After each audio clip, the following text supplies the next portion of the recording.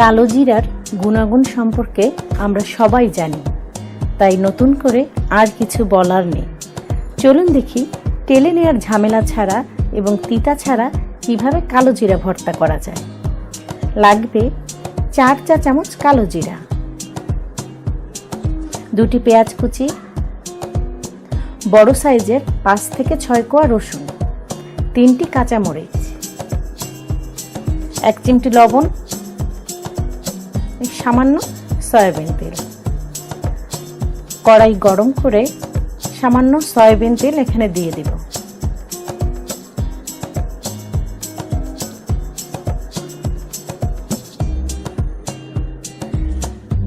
তেল গরম হলে এর মধ্যে আমরা রসুন ছেড়ে দিব। আগে আমরা রসুন ছাড়বো, কারণ রসুনটা একটু সিদ্ধ হওয়ার জন্য সময় নেবে। এর মধ্যে দিয়ে দিলাম পেঁয়াজ কুচি,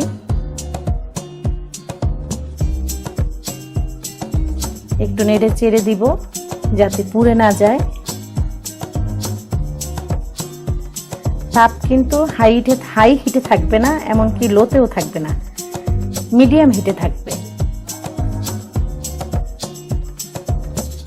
দিয়ে দিলাম 3টি কাঁচামরিচ। যদি ঝাল বেশি খান তাহলে কাঁচামরিচের পরিমাণ একটু বাড়িয়ে দিতে হবে। কাঁচামরিচের আগাগুলো একটু ভেঙে দিবেন।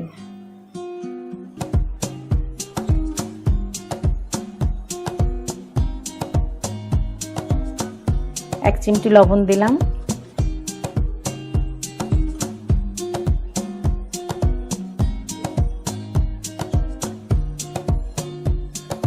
এখন অনবরত নাড়তে হবে যাতে পেঁয়াজটা পুড়ে না যায়।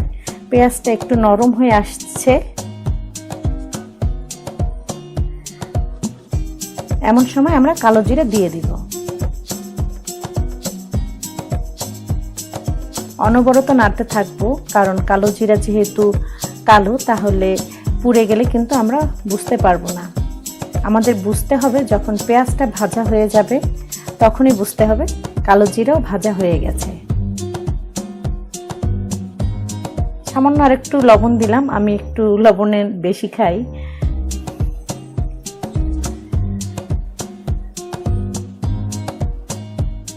আমাদের মরিচগুলো ভাজা হয়ে যাচ্ছে, কালো জিরাও হয়ে যাচ্ছে, সেই সঙ্গে পেঁয়াজগুলো দেখতে পাচ্ছি যে ভাজা হয়ে গেছে।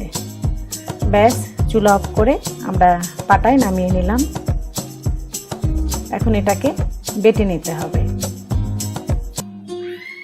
পাটায় বাটলে আসলে একদম মিহি বাটা হয়, এর জন্য পাটায় বাটা। দেখুন একদম মিহি কালো জিরা। এটা খেতে কিন্তু একটু তিতা লাগে না।